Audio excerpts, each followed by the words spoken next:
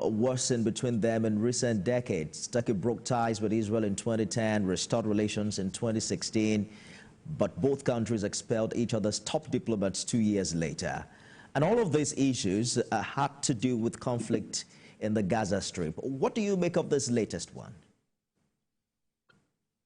Thank you for having me. Yes, Turkey recognized Israel in 1949, but, that recognition is what it was. Now we are in 21st century, how many years after? People are very disappointed by the way Netanyahu for the past 20 years, as long as he's been prime minister, has handled the issues in Israel.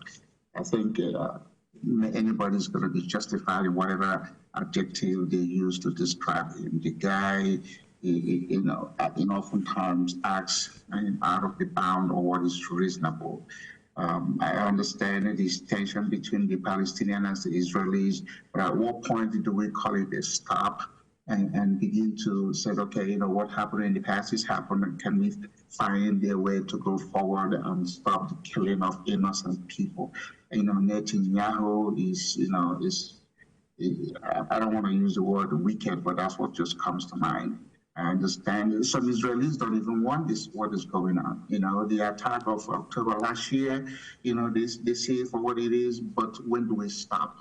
How many more Palestinians needs to be killed in order for him to now put a stop to this? So whatever the Turkish guy is saying, he's justified in saying it, or maybe because of his position as a majority Muslim country and who's had a relationship with Israel, and now, bringing attention and saying something many people don't want to say. Because oftentimes, many people want to say something like this, but just for fear of something they don't want to say. So I am pleased, that he is bold enough to call out on Israel. All right. On Netanyahu.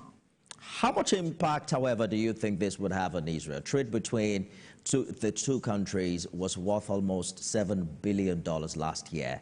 Do you consider this a significant economic loss for Israel, whose GDP fell by some 19% in the last quarter of last year at the wake of the Gaza war?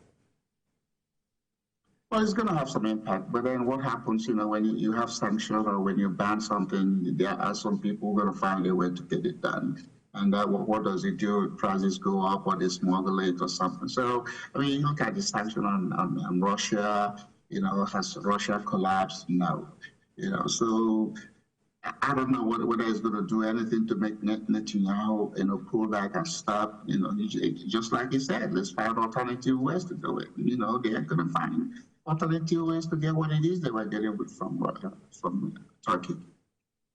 We've seen about 10 countries thereabout recalling their ambassadors and cutting diplomatic ties with Israel at the onset of this war.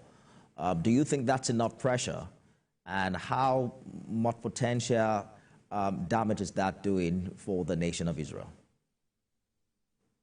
Well, 10 out of how many? And then if it's caused any concern for them, then how come the conflict hasn't stopped or peace talk held on for a long time? So it's not, some of these things is just what I call a show my show. They just do it for the sake of the media, and they go away and they start doing something behind the scene. So many countries, it's just because, again, Israel is in a position that they are in because of the U.S. support. If U.S. were to say, we're not going to do this anymore, or call for an election that Netanyahu, then Netanyahu is going to have concern. But Netanyahu is not. It tells you how can one man drag an entire country, entire world into conflict and still getting away with it. It just tells you the nature of politics.